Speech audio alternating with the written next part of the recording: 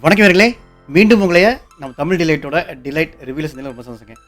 இந்த வாரம் இன்னொரு அற்புதமான ஒரு படங்க. நம்ம ஆல்ரெடி பிளாஸ்ட்னு சொல்லிட்டு ஒரு படம் பார்த்தோம், தியேட்டர்ல பார்த்தோம். இன்னொன்னு ஒரு இந்த படம் சொல்லப்போனா நான் வந்து ரொம்ப லேட்டுன்னு தான் சொல்லணும். ஏன்னா அந்த படத்த பத்தி நான் அதிகமா கவனிக்கவும் இல்ல. அட் த சேம் டைம் எனக்கு நான் ரீச் அவுட்டும் பண்ண முடியாதனால நான் வந்து ரொம்ப என்ன சொல்றது?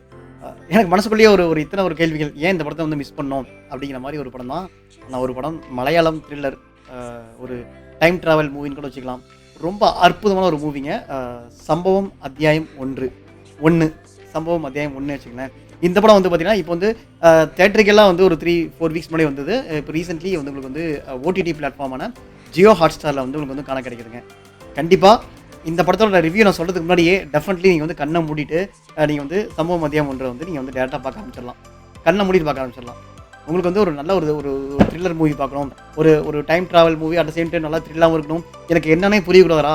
படத்தை போக போக நம்ம பார்த்துட்டே இருக்கணும். எனக்கு வந்து படம் என்னன்னு புரிய மாட்டேங்குதே அப்படின்னு நினைக்கிறீங்கன்னா, ஒரு த்ரில்லர் மூவி பார்க்கணும்னு நினைக்கிறீங்களா? இமிடியட்லி இந்த படத்தை பாருங்க.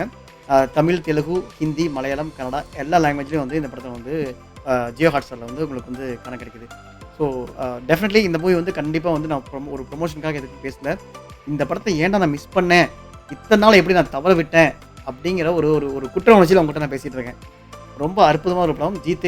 ஜித்து சதீஷன் மங்களத்து அப்படிங்கிற ஒரு டேரக்டர் தான் வந்து இந்த படத்தை வந்து டைரக்ட் பண்ணியிருக்காரு. ஸோ இவர் யாரா அப்படின்னு சொல்லிட்டு நான் வந்து கொஞ்சம் சர்ச் பண்ணி பார்த்ததில்ல. இவர் ஆல்ரெடி சம்பவம் சொல்லிட்டு ஒரு ஷார்ட் ஃபிலிம் பண்ணியிருக்காரு. அது சேம் ஐ திங்க் இந்த கான்செப்ட் தான். இந்த கான்செப்ட் வந்து ஆல்ரெடி சம்பவங்கிற பேரில் வந்து ஷார்ட் ஃபிலிம் பண்ணியிருந்தாரு. ஸோ அதை வந்து கொஞ்சம் எலாபரேட் பண்ணி சம்பவம் அத்தியாயம் 1 அப்படின்னு சொல்லிட்டு இந்த படத்தை வந்து படமாக ப்ரெசென்ட் பண்ணியிருக்காரு. அஸ்கர் அலி அப்படின்னாருன்னா அவர் வந்து கிட்டத்தட்ட மலையாளத்தில் ஒரு 4-5 மூவி பண்ணியிருக்காரு. ஹனிபி அண்ட் அது இல்லாமல் வந்து அந்த ஜானகி வெர்சஸ் சொல்லிட்டு இந்த இவர் சுரேஷ் கோபி படம் அண்ட் ஒரு சில படங்களில் அவர் வந்து ரோல் பண்ணியிருக்காரு. இதில் வந்து ஒரு மெயின் லீடாக வந்து இந்த படத்தில் வந்து பண்ணியிருக்காரு. ஆனந்துங்கிற நேமில் மெயின் லீடாக பண்ணியிருக்காரு. அது இல்லாமல் ரெஜிங்கிற ரோல் நல்லா ஒருத்தர் இருக்காரு. ஸோ இந்த மாதிரி கேரக்டர்லாம் வந்து படத்துக்குள்ள வந்து இருக்கலாங்க. ஸோ இந்த படம் என்னடா ஸ்பெஷல்னா, நீங்கள் இந்த ஒரு படத்தை பாருங்கப்பா. படம் பார்க்குறப்ப உங்களுக்கே புரியும். ஸோ ஒரு ஹீரோ வந்து ஒரு காட்டுக்குள்ளே மாட்டிக்கிறாரு. அவர் காட்டுக்குள்ளே மாட்டிக்கிறாரு இல்லை, ஒரு கன்சர்ன் பர்சன் வந்து ஒரு காட்டுக்குள்ளே மாட்டிக்கிறாரு. அவங்கள காப்பாற்ற ஹீரோ வந்து அங்கே போகிறாரு. ஸோ அங்கே போகிறப்ப அங்கே ஒரு சில விஷயங்கள் நடக்குது. ஒரு அமானுஷ்ய விஷயங்களாக இருக்கட்டும். அது அந்த காட்டு விட்டு வெளியே வர முடியல அவங்களால.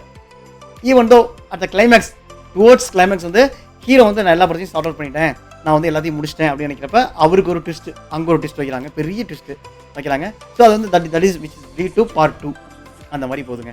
ஸோ இது நான் ஒரு கதையாக சொன்னோன்னா அவங்களுக்கு வந்து இன்னும் அது வந்து ரொம்ப சஸ்பென்ஸ் ஆக்டிவிட்டிஸ்லாம் வந்து முடிஞ்சிடும். பட் ஆனால் ஒரு விஷயம் உண்மை, இது வந்து டைம் ட்ராவல் மூவி. அதை மட்டும் நீங்கள் வந்து மனசு வச்சுக்கோங்க. அதுக்கு நம்ம டைம் ட்ராவல்லாம் மிஷின் வச்சு மிஷின் வச்சு இந்த டேட்டில் இங்கே நான் போகணும் அங்கே போகணும் அப்படிலாம் கிடையாது. ஒரு சின்ன ஒரு நாட்டை ரொம்ப சூப்பராக ப்ரெசென்ட் பண்ணியிருக்காரு. நல்லா எக்ஸலண்ட்டாக என்ன சொல்கிறது, இப்படி தான் நான் பிளாஸ்ட் பற்றி சொன்னேன் அப்படின்னு நினைப்பீங்க. பட் ஆனால் இதை நீங்கள் பாருங்கள், பார்க்குறப்ப உங்களுக்கே புரியும். அந்த டைரக்டர் ஜித்து சதீஷன் மங்களத்தோட ஒரு பிரில்லியன்சி வந்து இந்த படத்தோட ஸ்க்ரீன் பிளேயில் கண்டிப்பாக இருக்குது. எனக்கு தெரிஞ்சு இந்த படத்தோட பார்ட் 2 நான் வந்து ரொம்ப வெயிட் பண்ணுறேன். ஏன்னா பார்ட் 1 இந்த அளவுக்கு கொண்டு வந்திருக்காங்க, பார்ட் 2 எப்படிலாம் கொண்டு போவாருங்கிற ஒரு மைண்ட் தாட் எனக்கு இப்போயே ஓடிட்டுருக்கு. ஸோ உங்களுக்கு இந்த வீக்கெண்டு ஒரு சூப்பரான ஒரு த்ரில்லர் பார்க்கணும், ஒரு அமானுஷ்யம் ஒரு மூவி பார்க்கணும்னா டெஃபினெட்லி இந்த படம் நீங்கள் பார்க்கலாம். எவ்வளவோ இங்கிலீஷ் படம் ஹாலிவுட் படம் வருது, அதுக்கு ஈக்குவலாக அந்த ஹாலிவுட் மூவிஸ்க்கு ஈக்குவலாக இல்லை, அதுக்கு மேற்கொண்டே வந்து இந்த படத்தோட ஸ்க்ரீன் பிளே இருக்குன்னு தான் நான் சொல்லுவேன். என்னடா இந்தளவுக்கு ஓகன்னு புகழ்றேன் அப்படின்னா அந்தளவுக்கு இருக்கா படம்னா அதுக்கு மேலேயே ஒரு ஸ்டெப் மேலேயே படம் இருக்குது. கண்டிப்பாக படம் நீங்கள் எப்படியும் இப்போ நான் தேட்டரில் பார்க்க முடியாது.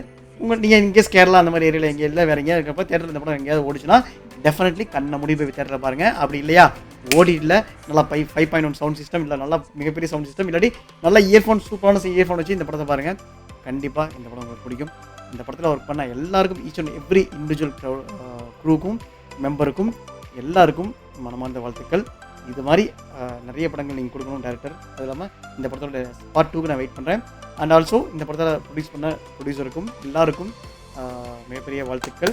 என் க்ரூக்கும் மிகப்பெரிய வாழ்த்துக்கள்ங்க. மீண்டும் அடுத்த ஒரு நல்ல படத்தோட மீட் பண்ணுறேன். அன்டில் தென் வணக்கங்க.